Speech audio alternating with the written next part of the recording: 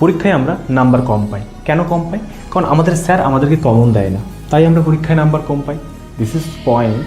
এবং আমরা যে পরীক্ষায় নাম্বার কম পাই, আমাদের যদি বাড়ির গার্জিয়ান আমাদের জিজ্ঞেস করে কেন নাম্বার কম পেয়েছি, স্যার আমাদের কমন দেয়নি তাই নাম্বার কম পেয়েছি।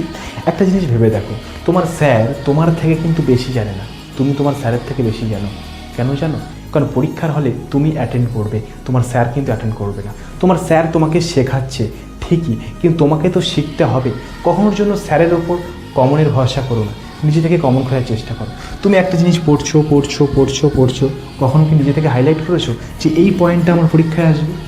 স্যার যখন বলবে তখন সেটাকে হাইলাইট করবে, আমি বলবো না। নিজে থেকে একটু খোঁজার চেষ্টা করো। একটা বই, তুমি যদি ক্লাস মাধ্যমিকের একটা ভৌতবিজ্ঞান বইয়ের কথা বলো, এই বইতে 100 থেকে 150 পেজের মধ্যে তার বেশি পেজ নেই।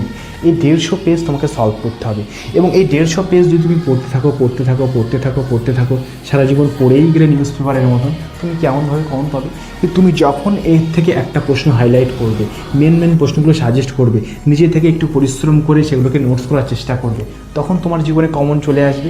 কিন্তু স্যার তোমাকে যা কমন দেবে তাই থেকে আশা করলে তুমি কখনোর জন্য কমনও পাবে না, ভালো রেজাল্টও করবে না। স্যারের যতটুকু কমন ততটুকু তোমার নাম্বার। তাই আমি তোমাকে যেটাকে সাজেস্ট করব, তুমি সকল সময়ের জন্য নিজে থেকে কমন খোঁজার চেষ্টা করো এবং সেগুলোকে খুব সুন্দরভাবে খাতায় নোটস করো, একটু পরিশ্রম করো, জীবন বদলে যাবে। স্যারের ভরসা করার কোনো প্রয়োজন।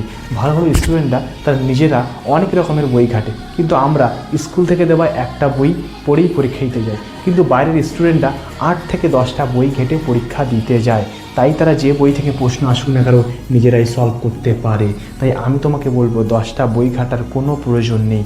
নিজে থেকে টেস্ট পেপার ঘাটো, নিজে থেকে প্রশ্নের কমন খোঁজার চেষ্টা করো, নিজে থেকে প্রশ্নের দাগ নম্বর খুঁজে বইয়ের মধ্যে উত্তর খোঁজার চেষ্টা করো। স্যারের ভরসা কোনোর প্রয়োজন নেই, নিজেই উত্তর সলভ করো।